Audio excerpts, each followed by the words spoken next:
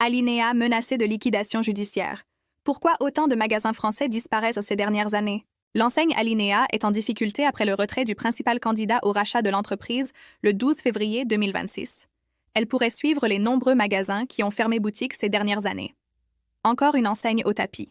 Alinéa, l'entreprise spécialisée sur le mobilier et la décoration, a été placée en redressement judiciaire le 20 novembre 2025. C'est la deuxième fois en quelques années pour le Ikea français. Sauf qu'ici, la différence est qu'il n'y a pas de repreneur.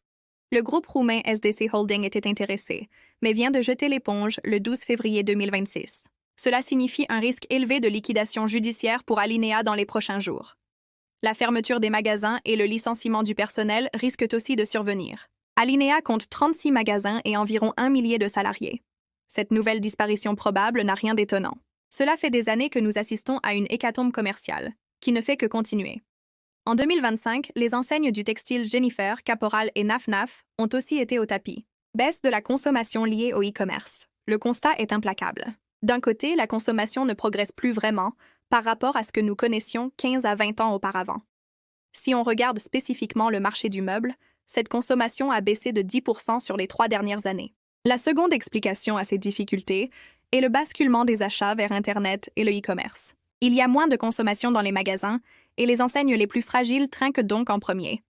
Alinéa fait partie de ces distributeurs en difficulté car elle perd près d'1 million d'euros par semaine. L'enseigne vend pour environ 160 millions d'euros tous les ans. Cela peut paraître beaucoup. Sauf qu'Ikea, sur ce même critère, réalise 3,5 milliards d'euros de ventes en France, 20 fois plus. Même si les produits ne sont pas les mêmes, Ikea et Alinéa sont directement concurrents. La morale est qu'il n'est jamais facile en tant que petit de vivre à l'ombre d'un géant. Car tout va bien pour Ikea. L'enseigne suédoise est le leader incontesté du marché de l'ameublement.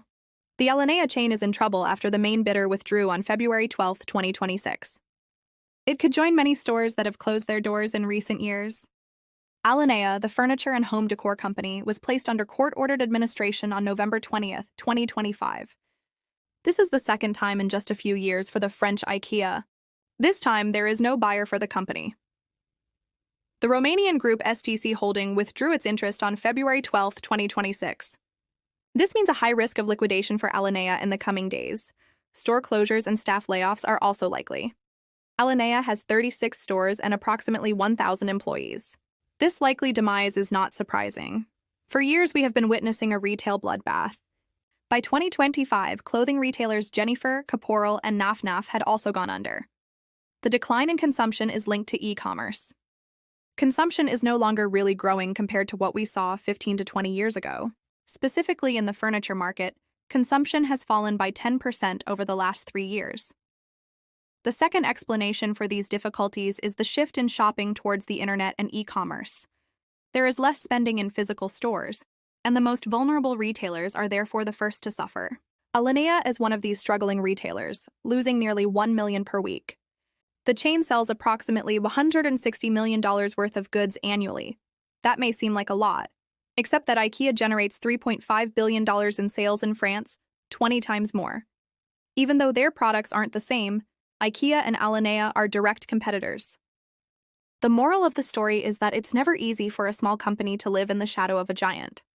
Because everything is going well for IKEA, the Swedish retailer is the undisputed leader in the furniture market.